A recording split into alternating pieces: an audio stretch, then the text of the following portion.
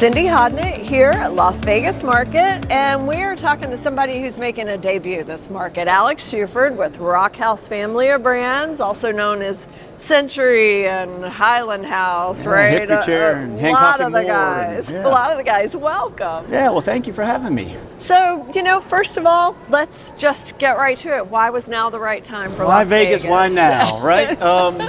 It's interesting. So we've seen a lot of success in the last few years with our designer showrooms around the country, New York and Chicago, and Florida and Atlanta, and so we wanted a Western presence again. We used to have showrooms in LA and San Francisco, and we have great agents there right now, but we don't have our own showroom this far west where people can access it easily. And so Las Vegas gave us a nice, easy to get to destination where we could put a showroom in place with all of our brands and open it year round. So we're in Building A in the year round design center. So that got us interested, and then obviously the show itself is sort of icing on the top of that. So a couple more times a year we can be in front of our customer.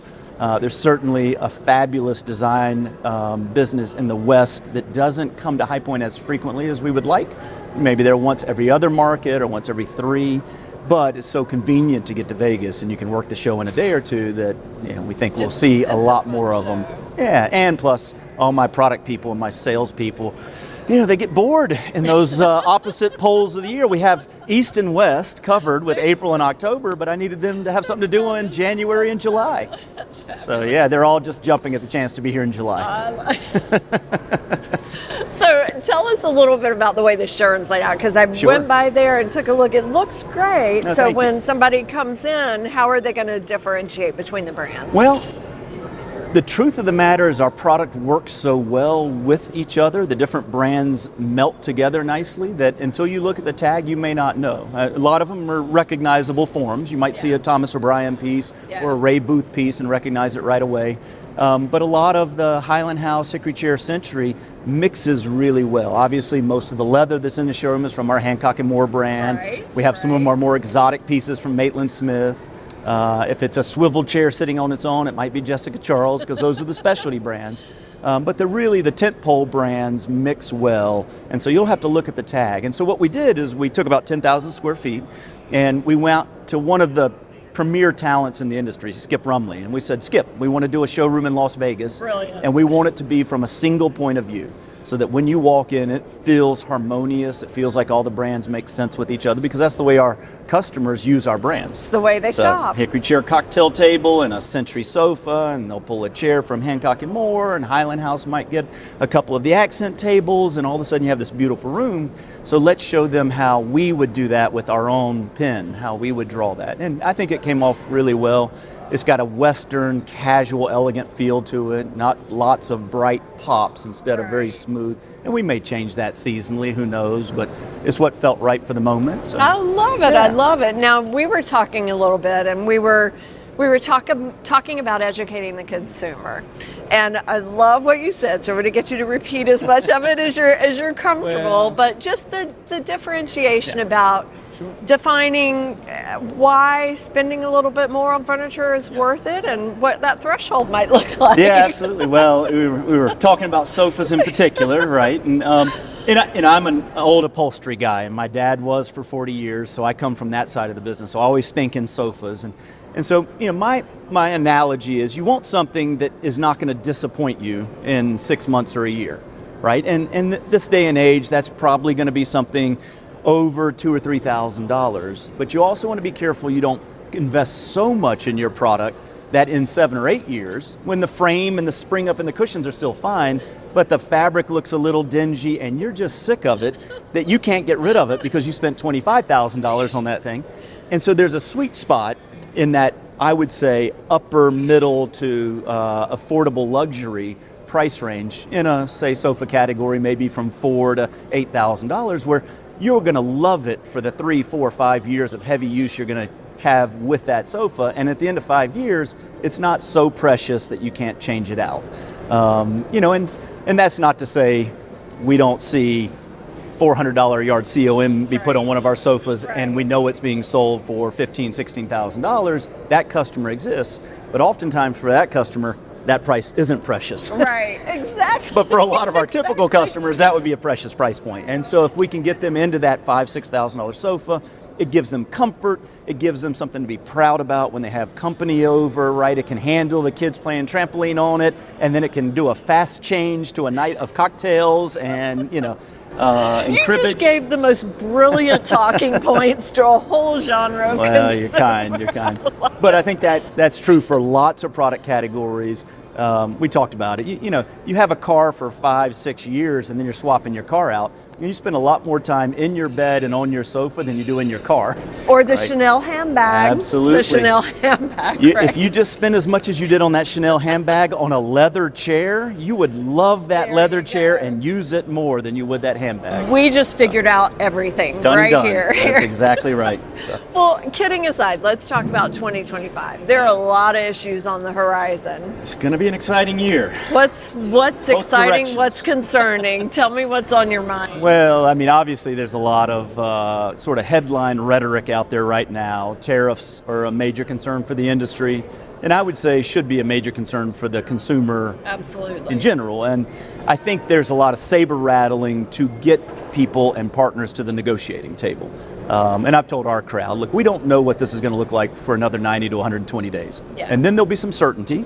Markets can adjust to it. Every customer, every company, every buyer and seller can adjust to it. And I certainly don't think it's going to be anywhere near what we have heard as the sort of high threat numbers. The headline grab. That's exactly right. But that being said, we're all having to be a little bit cautious about how we handle our new product launches and try to prepare for what could be 10-15% tariffs on select products or certain countries. What's your strategy for that? Well, I mean, our strategy, fortunately, is that we are predominantly a domestic manufacturer. Now, that doesn't mean we don't have materials that are imported. A lot of fabric and leather is coming in from other countries, component parts and things of that nature. And we do import finished goods for Hancock and Moore, some of the Century, some of the hickory chair case goods, et cetera. And, what we feel comfortable with is that we've created a balance sheet and an economic situation for ourselves that mean we don't have to be immediate in a change in price if something happens on the global scene. So if we see 10, 15, 20% tariffs, we can wait until the appropriate time to then readjust our pricing. So it's not a sudden shock where somebody wakes up on a Monday after a Friday news cycle and goes, oh my goodness, everything I was about to spec for my client's job is more expensive because they put in a force majeure price increase. So we plan to weather that for a bit. Obviously if something extreme goes in place, we won't be able to weather it permanently. But I'm also a believer that anything that we do on that side of trade will lower demand for things like containerized freight. And we'll have some offsetting reductions in costs. And until all of that flesh, goes through the pipe, evens out, we don't really know what the final number will be. It's to us wait and see. Will there be some absorption on the supplier side, the factory side? If it's a 20% tariff, is the real number 13? Is there a container freight reduction of 4 or 5% on that item? Is the then number 9 and not, we just, until it all plays out, right now we're just speculating and fear-mongering. Yeah. Let's wait until we see what happens and then we'll react to it appropriately. And on the sort of more optimistic side, the opportunity side. I feel like there is an enormous amount of pent-up demand or housing tension in the country right now.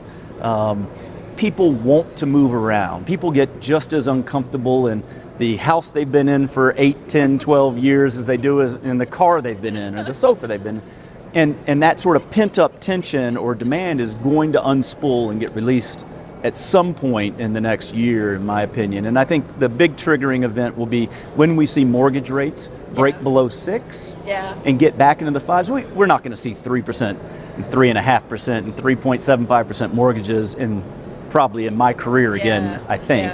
But I think we could breach 6% again and be in the upper 5s, and I think that psychological step down back into a 5 starting number would be a big unleash for housing demand.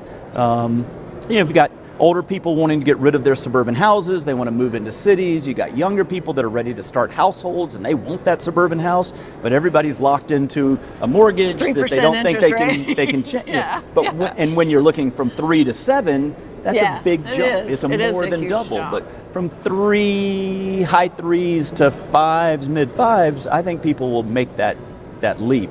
And I think we're probably not far from it. Again, 10-year treasuries really being kind of held up by fear of inflation. Fear of inflation is really being sort of generated by having this tariff discussion swirling around, and even some of what we fear is going to be inflationary labor changes. Yes. Once that settles and we know what it looks like, I think we'll start to see the 10-year treasury, the yield curve change. I think mortgage rates will follow.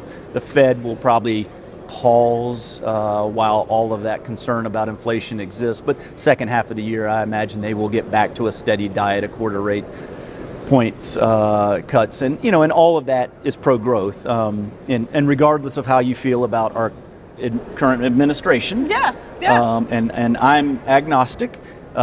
It is likely a pro-business administration, which will probably unleash gains in the stock market and should be generally pretty good for the American economy. So I still feel, and our team still feels like we've got a 3-4 year run in the U.S. economy that should be pretty strong, coming off kind of the artificially low period where we were dealing with the opposite of the surge. We had to have a kind of, we call it a rain shadow. Yeah, all the absolutely. storms dumped all their business on us right after the pandemic, and everybody was trapped at home. And then after that, the clouds were, they were low moisture. We weren't getting a lot of rainfall, and we are building back up that business now. We had a good year last year. We expect a very good year this year. A lot of questions, but also a lot of opportunity. I think it's a ton of opportunity, and probably the biggest thing that we sit back and say, now be prepared for, would be another black swan event. Yeah. What does that look like? Yeah. But we were laughing and crying the other day in a sales meeting. In my career, I've now survived 4 or 5 black swan events.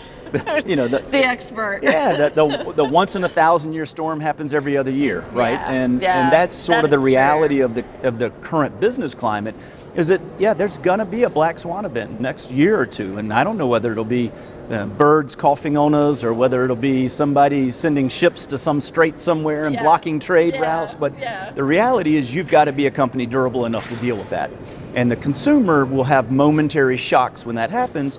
But they will get back to leading a normal life pretty quickly because we still wake up every day, brush our teeth, eat breakfast, go to work, do what we do. Right? Absolutely. Watch our shows at night on our sofas.